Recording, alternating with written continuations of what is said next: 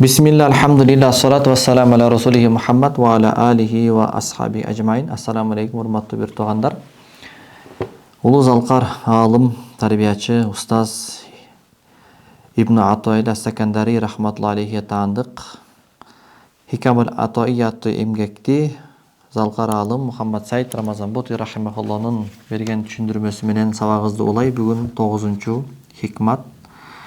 Бул хикматта адамдарды баскан абалдар тууралуу айтылат. Кээ бир адамдарды кээ бир абал басат экен. Ошол абал аларды басканда сырттан шариаттын сырткы жагы менен алып караганда мындай бир шариатка дал келбегендей бир ишти кылып аткандай сезилет экен дагы. Анан бул эрежени жосо бул шариаттагы ушундай нерсени билбеген адам кайсы нерсени азыр айтып берет. Тиги адамды карап туруп жаман ой көмөнгө түшүп калышы мүмкүн экен да. Астагфирулла, бул эмне кылып атты депчи.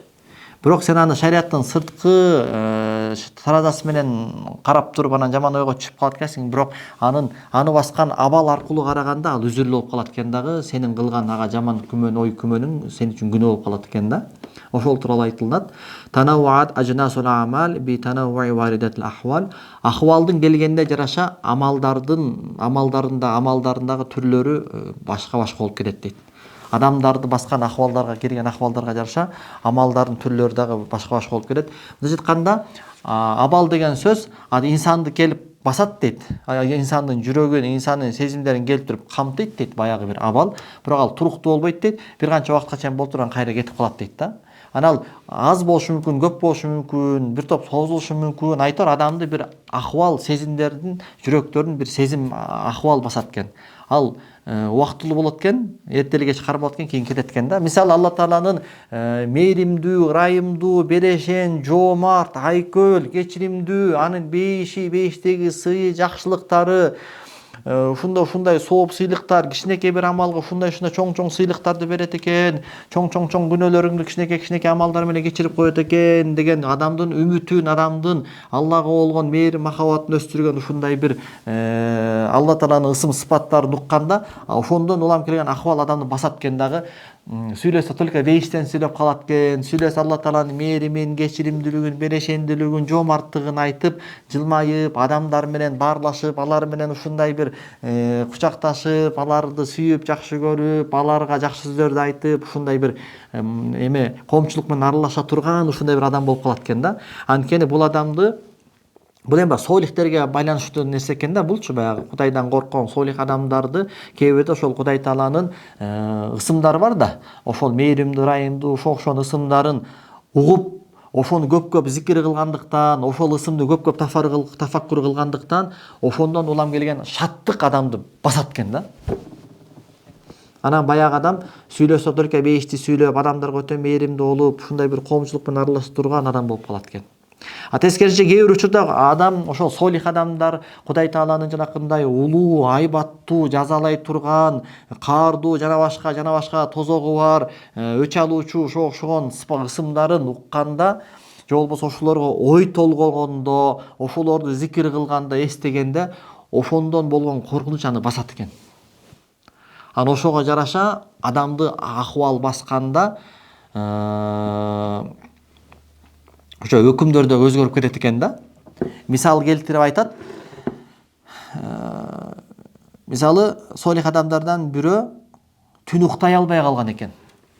Анан айткан экен: "Илахи хамбука аттала алайял хумума дуньявия ва хала байни ва байнар рукат". О жараткан Алла, сага болгон гам кайгым, сенден болгон коркум, сенден болгон айбыгым, сенин жазаңдан, тозоктон болгон коркум менин уйкумду качырды. Карек кагып уктай албай калдым, о жараткан Алла. Дүнүйөгө болгон кызыгым такыр жоголуп кетти деп мындай бир ыйлач экен да. Анан бул адамды биз соттой албайт экенбиз. Астагфирулла, пайгамбар алейхиссалату вассалам түнү бою тахажжуд намазды окуп, мен эч качан уктабаймын деген жакшы жигитти урушпады беле? Мен деген силерден дагы такыбамын. Бирок мен түнү уктайм. Мен үйлөнөм. Мен дайым эле орозо кармай берем, мен тамак жейм. Мына көрдүңбү? Дайым эле уктабай тахажжудка туруп ибадат кыла берген болбойт. Астагфирулла, сен күнөөкөр экенсиң, бул болбойт. Бул пайгамбар суннасына дал келбейт деп биз баягы адамды соттой албайт экенбиз. Анткени аны баягы адам атайлап кылып аткан жок дейт. Бул солих адамдарга байланыштуу экен да.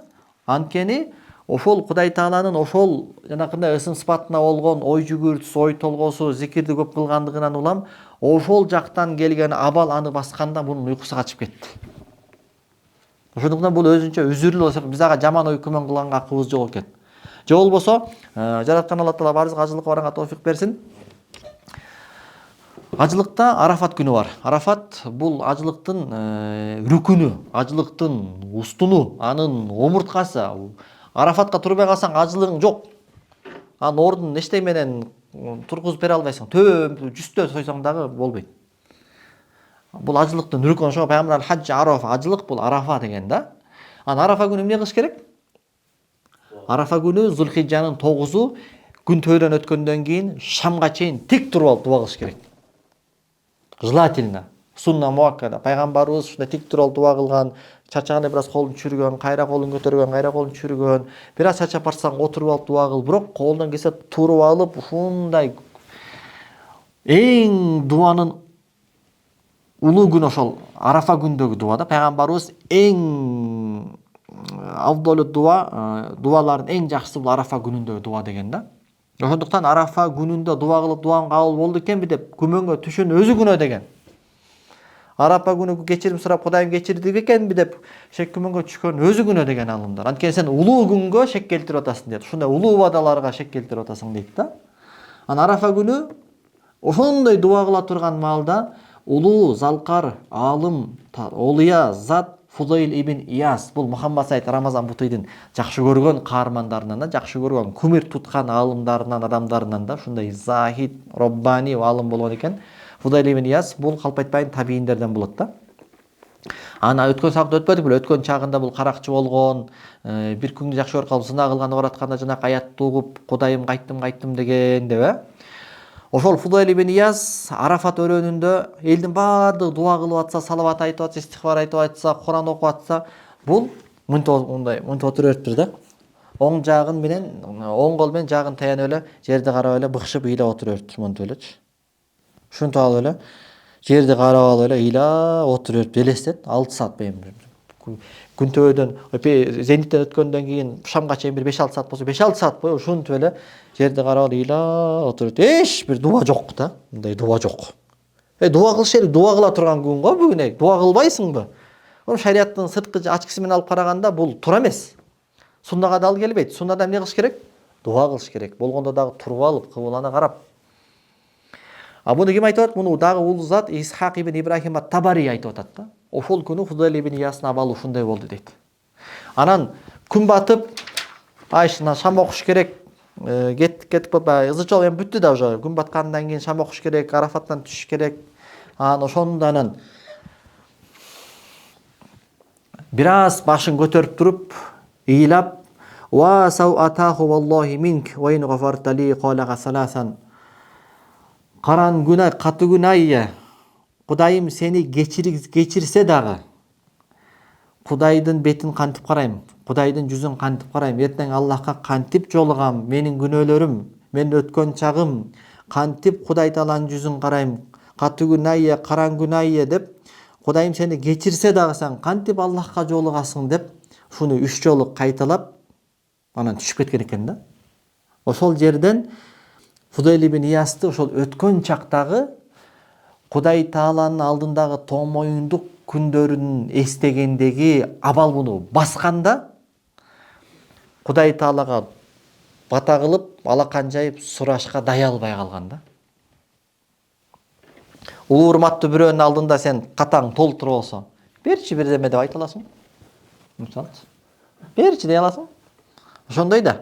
Өткөн чактагы күнөөсү ушунчалык муну баскандагы бул Кудай Таалагадан сурагандан дагы уялганда баягынан жүзү кызарып, ушул жерди карап эле быкшып эле ыйлай бергенде анан кетерге жакын эле бир аз башын көтөрүп, "О Кудай, сен мени кечирген күндө дагы кантип мен сенин жүзүңдү карайм" деп 3 жолу кайталап турган түшүп кеткен дейт да. Биз бул жерде Фудайл ибн Иясты соттой албайбыз дейт. Анткени жогоруда айткандай, муну абал басты. Бул үзүрлү. Сен буга жаман ой күмөн кылганга акың жок. Же болбосо Маруф аль Кархи. Маруф аль Кархи Ханафи мазхабында чоң аалымдардан. Бул адам ошол нафил намаз, нафил орозо кармап, анан базарда жүргөндө, базарда бир солих адам кумганга суу алып алып, жайдын ысык аптаптуу күндөрүндө ким суу ичет, ким менден суу ичсе ошого Аллах ыраазы болсун, Кудайым ошонун күнөөсүн кечирсин, Кудайым ошонун мээрине бөлөсүн деп, кара, биринчиден сооп тапканга дилгирленип атат, экинчиден адамдарды кызыктырып, да көбүрөөк сооп тапсам экен, адамдар менин суумду ичсе экен деп, жөн айтпай анан ошол дубабия бата берип атат да. Ошого Маруф аль Кархийдин баягы адамга болгон жакшы ой күмөнү, жана баягы адамдын оозунан чыгып аткан, ким менин колумдан суу иче турган болсо, Кудайым аны кечирсин, мээримде бөлөсүн, ырайымын алсын деген бата сөзү аны ушундай бир баскандагы нафил орозо кармап атканынан дагы, баягы нафил орозо кармап атса дагы ошонусун бузуп туруп, анан баягынын суусун ичкен дейт да. Биз бул жерден шариаттын көзү менен карап туруп, нафил намаз, нафил ибадатты баштагандан кийин ал эмне болуп калат Ханафи мазхабы боюнча? Нафил ибадатты баштагандан кийин, нафилди баштаганга чейин сен ыктыярдуусуң. Кылсаң сооп, кылбасаң күнөө жок.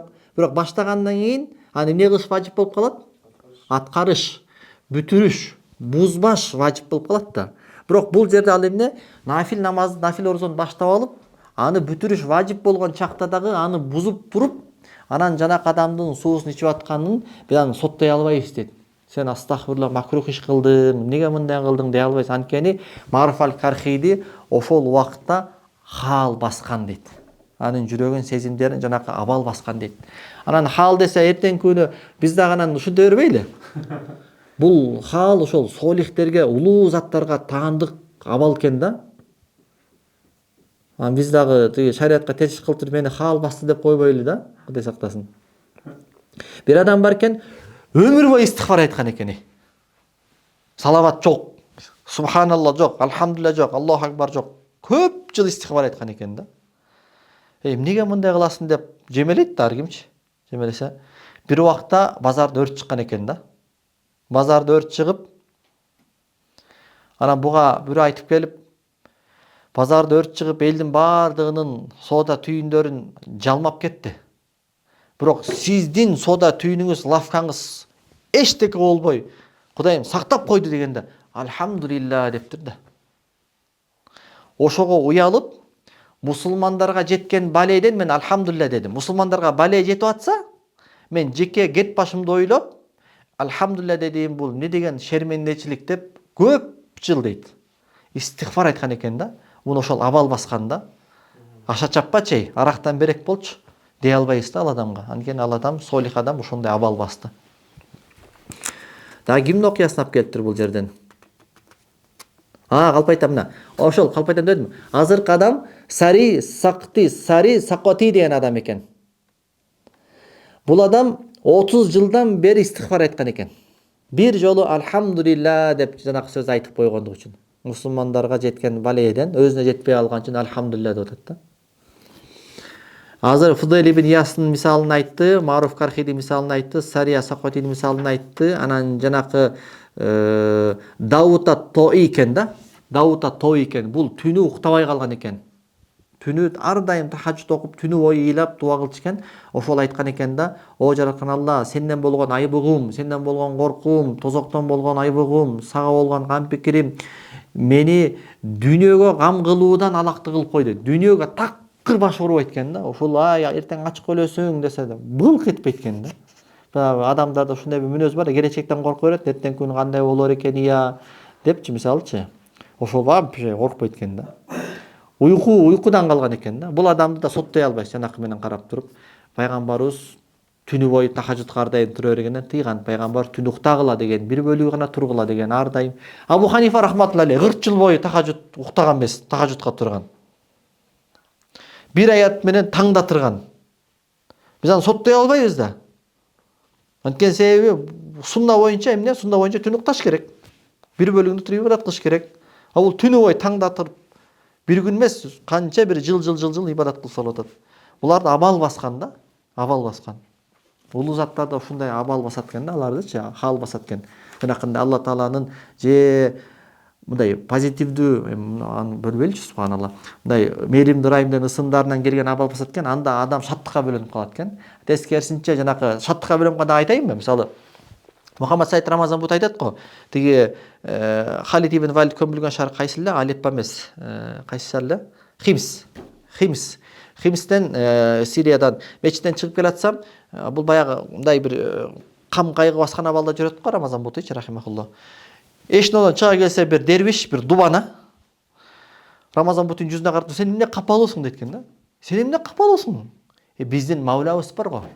Бизди тарбиялаган, бизге мээримин төккөн, бизди жалгыздыкта, ачкалыкта, жоктукка калтырбаган, төбөлүктү бизге бейишке берген биздин Мавлабыз, эгебиз бар го. Сен эмнеге капалуусуң? Сен күлбөйсүңбү деп баягы адам ушунчалык шаттыкка бөлөнгөн дейт. Билебейин дейт да, ушунчалык шаттык. Ошондо Курандагы аят бия эске түш дейт. Аллаху мавлалазина аман. Аллах имандуулардын мавласы. Яни Аллах бар, бардыгы бар. Сен Аллахың барбы? Аллахты кармандыңбы? Аллахты жоготкон жоксуңбу? Сенде бүт бары бар. Сенде бүт бар да. Алланы жоготтуң, болду. Эчтеке жок сенде. Мына ошондо дегенди шаттыкка бөлөндү. Шаттыкка эмнеге бөлөнүп атат? Кудай Тааланын жанакындай ысымдарынан Аллах шаттыкка бөлөнүп атат да. Ошондуктан бошон адамдарды биз соттой албайбыз. Эми экинчи абал болсо, экинчи абал бул немеге байланыштуу дейт. Социологияга байланыштуу дейт да. Мисалы, бойдокчулуктагы абал башка дейт. Үйлөнгөндөн кийинки абал башка. Эгерде сен бойдок болсоң, шарият боюнча эмнени талап кылат дейт? Шарият боюнча бойдоксуңбу? Анда сен жоопкерчилиgiң жок экен. Жоопкерчиликтүү боло турган бир бала чака аялың жок болсо, аларга камкордук кылып иштеш керек дейт турган. Бир мекемеде аким болуп, же ошол жерде башчы болуп, адамдарга жоопкер болбосоң, кет карабашың болсо, анда сен окушуң керек дейт. Сен илим алышың керек, сен ибадатка убактыңды бөлүшүң керек дейт да, мисалычы. Тахажжудка убакыт бөлүшүң керек, орозо кармашың керек дейт. Пайгамбар бойдоктор орозо кармагыла деп атпайбы? Бул силерди күнөөдөн тосот, зынадан тосот депчи. Эми сен үйлөнгөндөн кийин эми баягы ахвал нетпеди? Ахвалдардын келгенине жараша амалдар дагы түрлөргө бөлүнүп кетет дейт да. Эми сен үйлөнгөндөн кийин мурда кандай элең? Мурда 5 убакыт намаздан кийин мечитте калып дагы 2-3 саат намаз окуйсуң, шам пешимден кийин калып дагы 2-3 саат Куран окуйсуң, ушундай элең да. Эми үйлөнгөндөн кийин абал өзгөрөт дейт. Шарият сенден эми башка абалды сенден сурайт дейт. Мурда келесиң, жумуштан келгенден кийин чай пай ичип алып туруп, кайра ибадатка кирип кеттиң. Бияктан токто дейт экен да. Кечке жумушта жүрдүң. Балдарыңа көңүл бур. Буларга кичине бир аз көңүлүн ач. Булардын илим билимине көңүл бур. Аялыңа кичине көңүл буруп кой. Булардын муктаждыктарын ук, булардын көңүлдөрүн көтөр, булардын ден соолугуна кам көр. Баягы бойдок абалың жок деп шарият муну талап кылат экен. Ошондуктан адам 5 убакыт намазын окугандан кийин үй бүлөсүнө ошол көңүл бурганы бул кадимкидей ибадатка көңүл бургандай сооп берилет дейт. Ошол балдарыңа курсагын тойгузуп, жакшынакай кийгизип алып, ушулар бук болуп кетти деп паркка алып барып, жашыл көк шибердин үстүндө чуркатканың, көлдүн жээгине, суунун боюна алып барып, аларга ошондой бир табиаттын таза абасын дем алдырганың, бир аз бир шаттыкка бөлөп аларга таттыпат алып берип койгонуң, ошол келинчегиңди жакшы бир пайдалуу кино болсо ошол кинотеатрга алып барып койгонуң. Бул ошол нафил намаздай эле, нафил орозодон кем калбагандай сооп берилет дейт. Эгерде 5 убакыт намазыңды окуп, башка Кудай Тааланын парыздарына көңүл бурсаң дейт да. Муну мен айтып атканым жок. Муну Мухаммад Сайд Рамазан бути улуу заттардын эмгектерине бул китепте айтып атат да. Же болбосо дагы бир мисал келтирет. Сен мурда бирөөгө байланбаган адам элең дейт да. Эми мамлекеттик бир ишке жумушка кирдиң дейт. Мамлекеттик ишке жумушка киргенден кийин ал жерде өзүнүн убакыт сааты бар дейт. Саат 9-дан 12-ге чейин жумуш, 12-ден 1-ге чейин обед, 1-ден кайра 5-ге чейин жумуш депчи. Эми сен 9-дан 12-ге чейин убактыңды өкмөттүн убактысын урдабай, ошол убакытта сен иштин үстүнөн чыгып беришиң керек дейт. Эгерде сен 9-да жумуш башталса, 15 мүнөт кечигип барып туруп, 15 мүнөт кечигип келдим деп ошону сүйүнсөң, мунун кудум эле намазыңдын 1-2 рекетин окубай коюп сүйүнгөнгө барабар дейт. Анткени Кудай алдында кандай эле Кудай алдында намазыңды толук кемел окусаң сооп алгандай, орозоңду толук кемел тутсаң сооп алганыңдай, тескерисинче намазыңдан кемтик кетирип, рекеттерин азайтып, пайгамбар айткандай, намаздагы урунду билесиңерби дегендейчи. Баягы бат-баттан окуйт, кутула жаздагандай окуйт дегендей, Кудайдын буйруктарына чабалдык кылсаң кандай күнөө алгандай, адамдардын алдындагы акың бар, ошол акыларга да чабалдык кылсаң ошондой күнөө аласың дейт. Адамдардын акысын толук кылып берсең ошондой сооп аласың дейт. Ошондуктан сен өкмөттүн жумушуна 15 мүнөт кечигип келип алганыңды олжа кылып сүйүнсөң, анан жарым саат кетип калганыңды олжа кылып, бүгүн жарым саат эрте кетип калбадым деп сүйүнсөң, сен сүйүнбө дейт, сен күнөө иш кылып атасың дейт. Анткени себеби дейт, өкмөт сага ошол убактыңа акча төлөп атат дейт.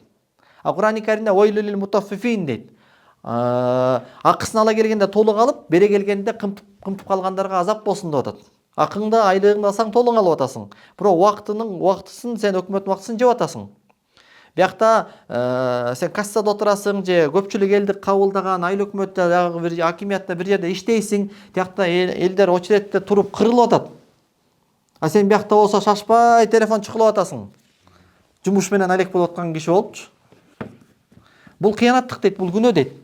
Ошондуктан пайгамбар алейхиссалату вассалам ман лазима бишайн юткинху, кимде ким бир нерсе анын жоопкерчилигине берилдиби, ошол нерсени майын чыгара кылсын дейт.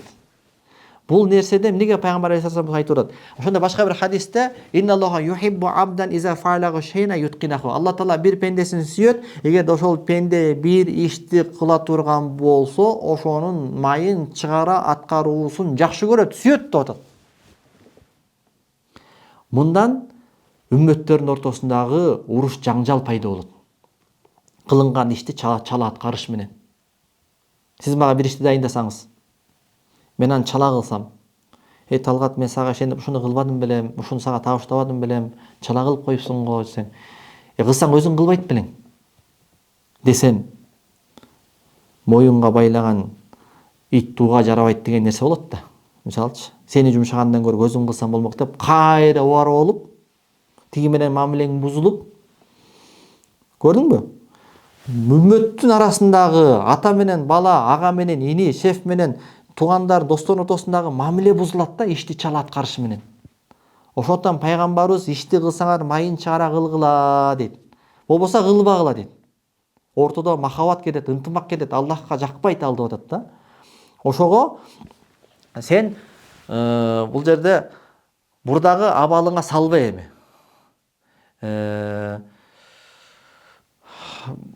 Же болбосо үй бүлөңдүн муктаждыгын бүтүрбөй туруп, кээ бирөө мисалы 4 айга даватка чыгып кетиши мүмкүн, мисалчы. Же болбосо бир мечитте имам болуп туруп, 40 күнгө даватка чыгып кетиши мүмкүн, мисалчы.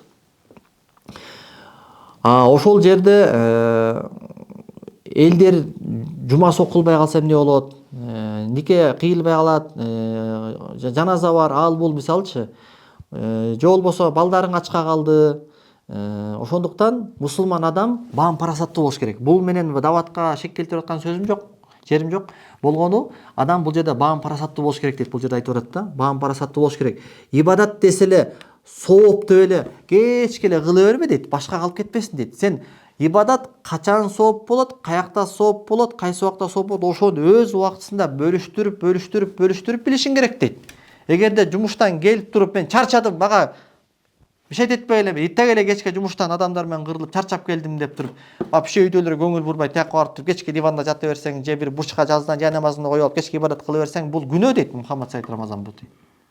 Сен балдарыңдын, аялдын сенде акысы бар болчу дейт. Сен ошол акыны бербей атпайсыңбы дейт. Ошондуктан ошол акыбалдардын келгенине жараша амалдар дагы өзгөрүп турат дейт. Бир амал акыбалга жараша бирде сооп болсо, бирде күнөө болуп калышы мүмкүн. Мисал келтирет, сага обед 12-ден 1-ге чейин берилди. Мисалчы, 12:30-дан 1:30-га чейин деп коеюн. Жарым саат тамак же, жарым саат намаз окуйсуңбу, эмне кыласың, айтор, 1 саат обед. Сен эмне кылдың? Барып туруп 1:30-га чейин жарым саат тамак иштиң, пешимди окудуң, сүннөттү окудуң, парызды окудуң. Эми кетишиң керек да. Сен дагы нафил намаздарды окуп жатып алдың дейт. Ошентип анан обедтен берилген убакыттан сен 15 мүнөт кечигип бардың дейт. Сен оюңда мен пешим окуп туруп адамдар аятал курси, субханалла, алхамдулилlah, акбар толтурбай туруп баса берген чакта, а мен шашпай аятал курсини толтуруп, зикирлер толтуруп, артынан кайрадан 4 рекат нафил намаз окудум дешиң мүмкүн. Бирок бул күнөө дейт. Анткени сен аны ибадатты башка акыбалда окуп күнөө таптың да.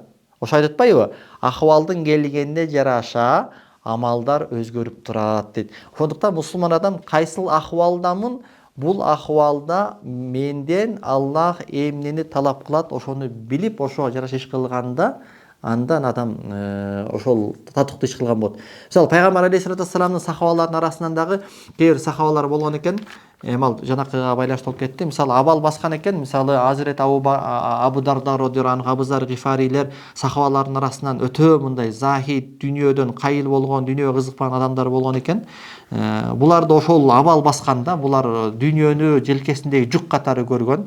Ошондуктан биз аларды айыптай албайбыз дейт. Тил тийгизе албайбыз дейт. Астагфируллах, мына пайгамбар суnnасына дал келбейт бул сахабанын кылган иши. Карачы дей албайбыз да. Бирок бул жерде бир нерсени эстеп коюшубуз керек дейт. Кандай болгон күндө дагы жамиул муштарак сакталыш керек дейт. Кудай Тааланын буйруган парз амалдар аткарылыш керек. Кудай Тааланын тыйган арам нерселеринен тыйылган болушубуз керек. Кимдир бирөө ушинтип мени абал басты деп туруп, бирок 5 убакыт намазды окубай койсо, бул жарабайт. Мени абал басты деп туруп, Алла Таала өлө кечиримди, бир баптист кыз айтыптыр да бирөөгөчү, мен досум айтыптыр. Кудайдын силер айтып аткан ошол Алла Таала өтө мээримдүү, ырайымдуу зат да. Ал Алла Таала деген пенделерин азапка салгысы келбейт. Эмне сен ачка болуп кыйнайсың? Кудай Таала пендени ачкалыкка түшүп кыйналсын каалайбы? Каалабайт да. Карабайсың уруп аткан. Анан ошонун сөзүнө арып алып анан Кудай Таала мээримдүү деп анан орозага кармай койсоң, бул өтпөйт, бул уже. Бул абал эмес, бул шайтан бул. Ошондуктан жанакы абал баскан не аракет болгон күндө дагы жанакы жамил муштарак орток болгон парз буйруктар сакталып, орток болгон арам нерселерден тыйылуу болуш керек. Ошол нерселер аткарылгандан кийин анан жанакы келген акыбалдарга жараша өз убагында амалдарды кое билсең, сенин 24 сааттык жашооң ибадат болот. Ал эми жанакы хал баскан адамдын абалына жаман ой күмөн кылбашыбыз керек. Бул жерде 2 пайда чыгат да ошондочу. Биринчи жанакы адамдын сезимдерине акыбал басат дебедиби, хал басат дебедикпи? Ошондон пайда биз ага жаман ой күмөн кылбашыбыз керек. А экинчиси болсо жанакындай да социологияга байланыштуу. Мисалы бойдок мезгилден үйлөнгөндөн абал өзгөрөт, гос жумушка киргенден абал өзгөрөт деп атпайсызбы? Ошону билиш менен сен 24 саатыңды ибадат кылганга үйрөнөсүң да. Анан бирөөнү жамандыктан кайтарып жакшылыктан чакыруу деген сөз түрдө ага жаман ой күмөндө болуу деген талап кылбайт дейт. Жана биринчи хикматтан алынган пайдачы. Мисалы бирөө арак ичип атса, же болбосо бирөө арам жолдо жүрсө, ошону барып жамандыктан тыйып атканың ага жаман ой күмөндө болгун дегенди талап кылбайт дейт.